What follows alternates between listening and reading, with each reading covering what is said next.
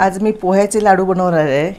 त्याच्यासाठी लागणारं साहित्य बघा, हे 2 वाटी मी पोहे घेतलेत आणि हे बघा चांगलं भरून म्हणजे 1.5 वाटी होईल हे गूळ घेतलं आहे, नंतर तूप जरासं, नंतर ही वेलची पूड आहे, हे थोडीशी काजूगर आणि मनुका आणि चारोळी घालणार आहे। तर हे पोहे ना हे सुकं खोबरं मी मिक्सर लावून भाजून घेतलं आहे। पोहे आहेत ना जाड पोहे, हे आम्ही चहात न खातो, गावठी आमचे भातापासून केलेले पोहे।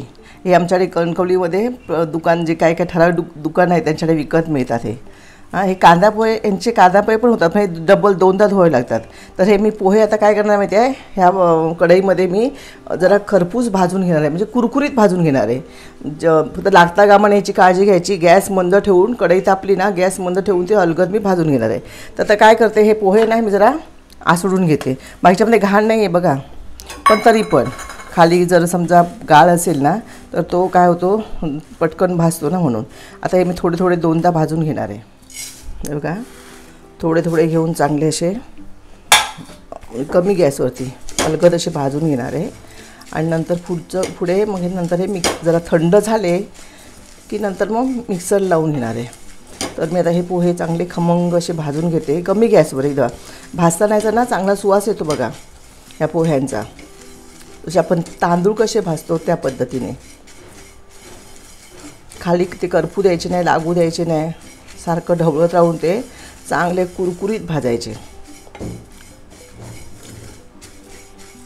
आता पोहे भाजत आलेत ना, रंग बदलला बघा, हे पोहे बघा, हे बघा हे आणि हे पोहे बघा, हे जरा थोडेसे काय होतात जवळ येतात पोहे, हे अजून चांगले भाजायला पाहिजे, ते बघा चांगलं असं म्हणजे पीठ व्हायला पाहिजे असं।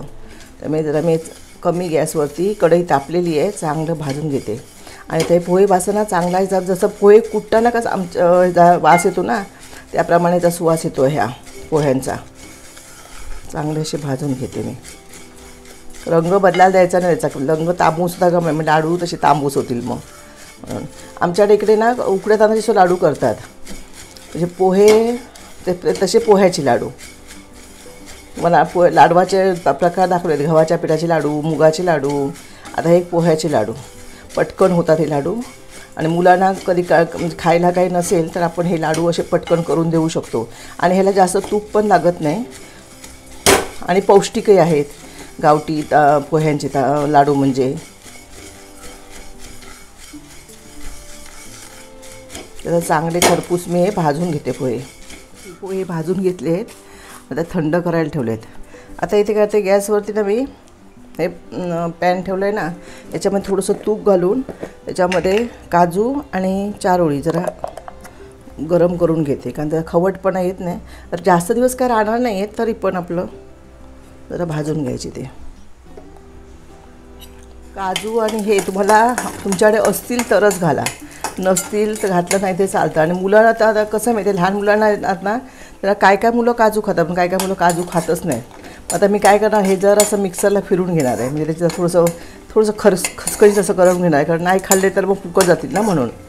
माझी ना आता ती खात नाही, काजू खात नाही, काहीच खात नाही, ती बदाम वगैरे लाडवातलं काय काढून टाकणार, शिऱ्यात घातलं सुद्धा। पण मी जरासे भाजून घेऊन नंतर जर मिक्सरला फिरून घेणार आहे, म्हणजे असं भाजल्यामुळे काय त्यातला खवटपणा कमी होतो, म्हणून मी असं जर भाजून घेणार आहे। तो पण तिकडे पोहे थंड होतील। काजू आणि ही चारोळी भाजून घेतली आहे, आता हे पोहे थंड आले, मी मिक्सर लावून घेते।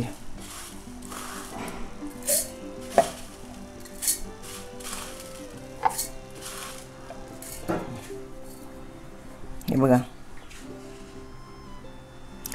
आणखी एकदा मिक्सर लागणार, गुळ आपण ना ह्याच्यात मिक्स करून मिक्सर लावून काढायचं, म्हणजे गुळाचे खडे आपोआप मोडले जातील ना त्यासाठी, म्हणून जरासं मी ते जाडच ठेवलं आहे। मग गुळ आणि परत हे पीठ मिक्स करून मिक्सरला फिरून घेतलं की सगळ्या ह्या पिठाला ते गुळ लागेल ना, त्याच्यासाठी 1 वाटी ना हे सुकं खोबरं मी मिक्सर लावून भाजून घेतलं आहे, हे पण ह्या पिठामध्ये मिक्स करायचं। हे बघा पोहे आणि गूळ मिक्स केले, आता हे गुळाचे असे खडे राहिले आहेत ना, ह्याच्यातच मी आता हे खोबरं मिक्स करणार आहे। आणि ते गुळाचे खडे राहिले तर ते मिक्सर लावलं की त्याचं काय होणार, परत म्हणजे आपला असं असं तोडत राहायला नको, ते मिक्सर लावले की पटकन हे गूळ त्या पोह्यांमध्ये मिक्स होईल, म्हणून आता मी हे मिक्सर लावून घेते। पहिल्यांदा आधी हे लावून घेते बघा, हे काजू आणि थोडेसे फिरून घेते. मला सांगितल्याप्रमाणे मुलं खात नाही ना, म्हणजे असं फिरून घ्यायचं ते. बघ काजू आणि चारोळीची पूड अशी घेतली आहे.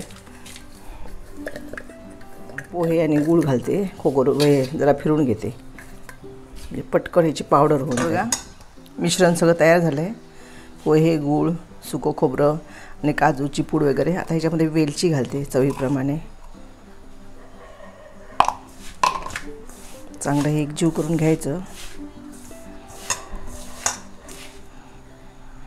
बघा थोडंसं फक्त तूप घालायचं, आवडत असेल तुम्हाला तर. नसेल तर तुम्ही असे पण लाडू त्याचे बांधू शकताय. बघा असे राहतात लाडू त्याचे हे बांधून. बघा आपण याच्यामध्ये पाण्याचा जराही कुठे वापर केला नाही आहे, समजलं ना.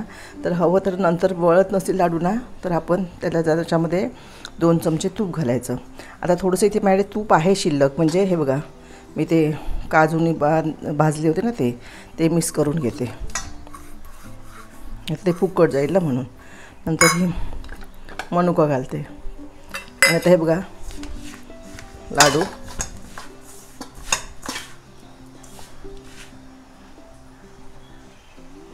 लहान मोठे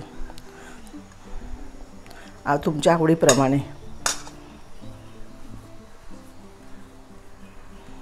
किती झटपट होतात ते बघा. 15-20 मिनटात सगळं तयारी आपण जर करून ठेवली ना, तर 15-20 मिनटामध्ये हे लाडू तयार होतात.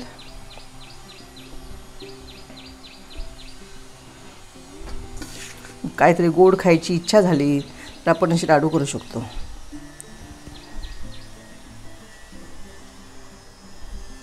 पोह्यांचे लाडू. तर मित्रांनो, अगदी झटपट होणारे पोह्याचे लाडू हे तुम्हाला आईने आज दाखवलेले आहेत. तुम्ही पण अशाच प्रकारे हे लाडू नक्की करून बघा. ते कसे झाले हे आम्हाला कमेंट करून नक्की सांगा.